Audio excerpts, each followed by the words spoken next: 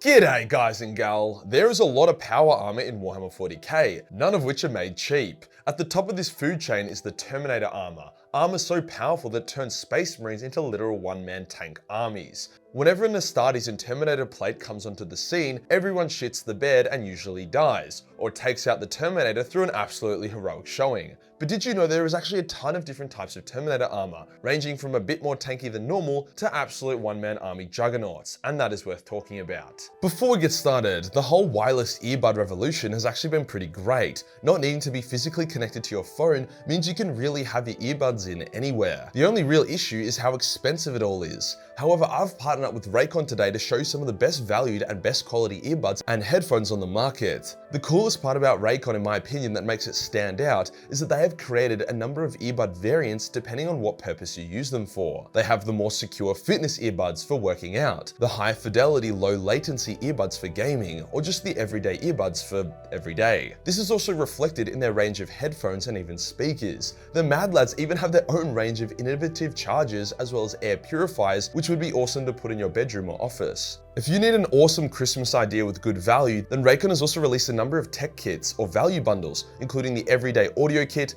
Fitness Kit, Earbud Kit, and Magic Charge Kit. To add the cherry on top, Raycon is running a 15% off deal store-wide when you use my link buyraycon.com/majorkill. So be sure to use my link below or go to buyraycon.com/majorkill to claim this offer. Cheers to Raycon for sponsoring this video. Today we'll go over every single type of Space Marine Terminator plate, detailing which ones really stand out as the most powerful a Space Marine can use. Let's get into it. Let's kick off with the classic, most iconic variant of plate, the Indomitus plate. Most Terminator armor is very rare and very difficult to build, especially since the Horus Heresy face-fucked a ton of tech priests, STCs, and Forge Worlds to death. As each of these were destroyed, more and more technology or the knowledge on how to create and maintain those technologies was lost. However, the Indomitus plate was a relatively new creation and its blueprints were shared far and wide. No longer being able to create their older variants, both Trader and Loyalist Space Marines alike mass adopted the Indomitus pattern Terminator armor. This plate is very durable but does sacrifice a fair amount of mobility. While normal Space Marines will sprint between cover, firing, then continuing to use the mobility to advance, an Indomitus plate Space Marine will march at a steady pace towards enemy positions, face tanking their firepower but then dealing out a shitload of damage in return, as the enhanced strength the Marine gains from the armor allows them to hold bigger and spicier guns, such as Stormbolters. The Dark Angels are famous for their large-scale use of their Indomitus plate, especially in their Deathwing company. Chaos finds it very difficult to build these plates because sucking that demonic dick on the daily doesn't make you good at the organizational and logistical skills needed to create this war plate. Hence, Chaos Astartes will murder each other to try claim each other's plate. This almost always ends in the death of the Marine, not in Terminator plate. A cool variant of the Indomitus plate was the Gorgon pattern Terminator armor. It was basically an upgraded version created by Ferrus Manus himself. The armor used new experimental shield generators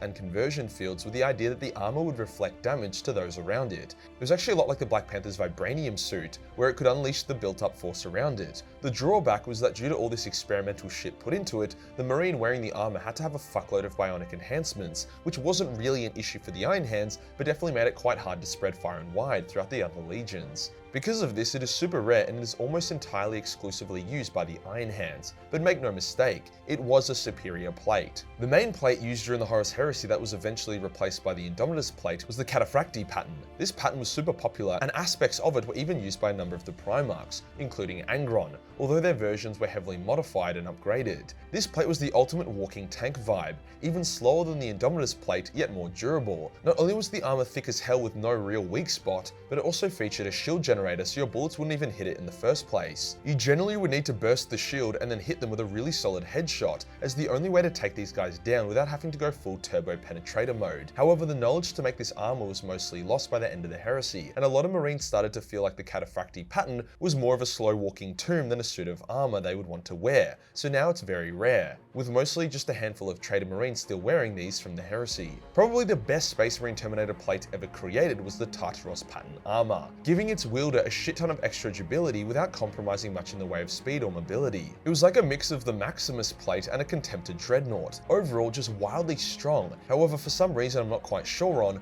the knowledge on how to build the plate has been lost, with it now being the most rare Terminator plate in the galaxy. More than likely, its inventor or forge world was destroyed during the Horus Heresy. It's so rare in fact that I only know of one space marine who actually uses it, and that is none other than Asterion Malok, with his version being even more powerful and well made than the standard form.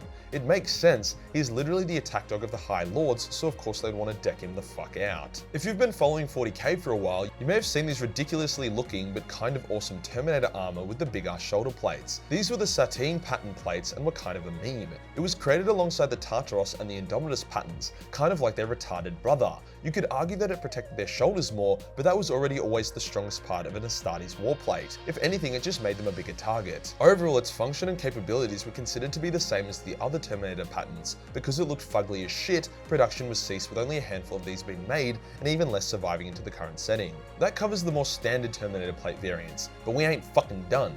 The Grey Knights have their own unique pattern of Terminator armor, which to nobody's surprise is a fair bit better than the standard plate. That being the Aegis plate, which has all the power and protection of Indomitus plate with a cooler helmet, as well as the fact that the armor also has a layer of psychic protection via runes, inscriptions, and psychic shielding technology. As these guys go up against demons and chaos sorcerers, you can probably appreciate why they had to make their adjustments, as the easiest way to kill a Terminator is with a Psyker barbecuing them within their own warplate. Against the non-psychic foe, Aegis plate is basically the same as standard Terminator plate. Something about the Primaris Marines that a lot of people hated was that they apparently did away with the Terminator plate. Fortunately, this was disproven with the arrival of new Terminator models, but the sour taste is there. Instead, the Primaris used something called Gravis armor, which was a heavily armored variant of the Mark X Primaris plate, and technically isn't a variant of Terminator plate, but also kind of is. Basically, Primaris armor is very modular. If you remove some of it and replace it with lighter parts, you will get tactical scout-like armor. But if you add extra layers to it, then you'll get the heavy Gravis armor. So you can use the same core armor for various things, instead of needing 3 completely separate suits of power armor. Gravis afforded more mobility than Terminator plate, but wasn't as durable.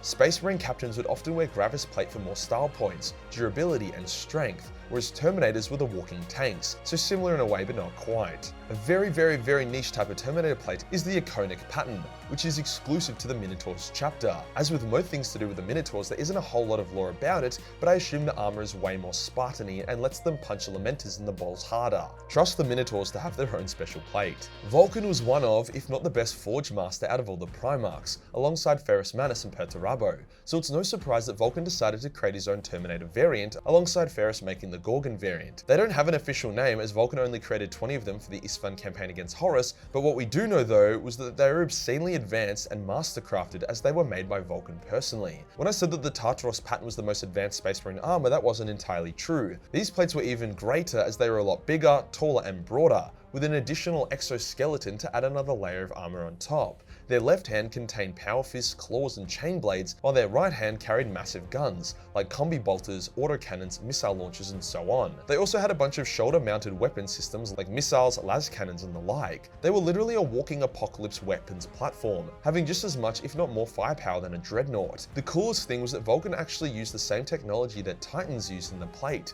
meaning that all the weapons could be operated with a thought from the Marine inside. So it was extremely reactive. The Terminator could be ripping an enemy to shreds, while shredding a tank with his guns, while also taking out an enemy gunship with his shoulder weapons simultaneously. Virtually all of these suits of armor were destroyed along with the Marine inside during the drop site massacre. However, if one did survive, it's probably the one being worn by Tybros the Redwake. That would be a cool bit of lore if true. While this list is mostly Space Marine Terminator plate, the Adeptus Custodes also have 2 variants of Terminator plate that are worth mentioning. The first is the Aquilon pattern plate, which is like the Custodes version of the Cataphracti plate. Very durable and can pack an absolute punch, however you won't see anyone doing backflips in these. In saying that though, they are still more mobile than Space Marine equivalents. As a Custode body can handle more strain, the Aquilon plate has more armor and technology in it. The next plate, which is the most famous badass plate in my opinion, is the Alaris plate. Each suit of Alaris plate is worth an absolute fucking fortune, literally worth more than some planets. This is because it offers insane protection. Like Alaris Terminators can literally eat missiles to the face without issue, but it also sacrifices absolutely no mobility. And Alaris is just as fast as a normal Custodes, hits harder, and can take a shitload more damage.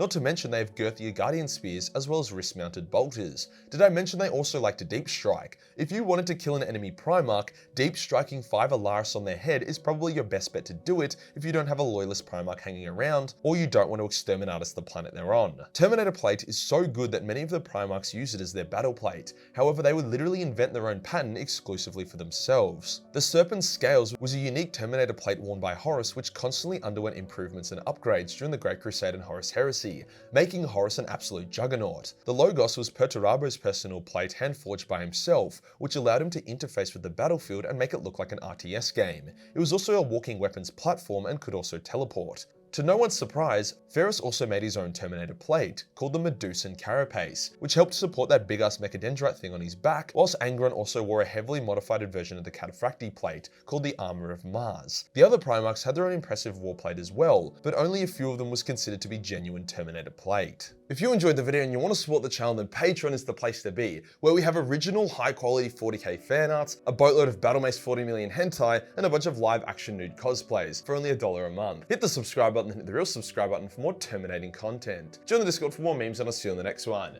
Peace.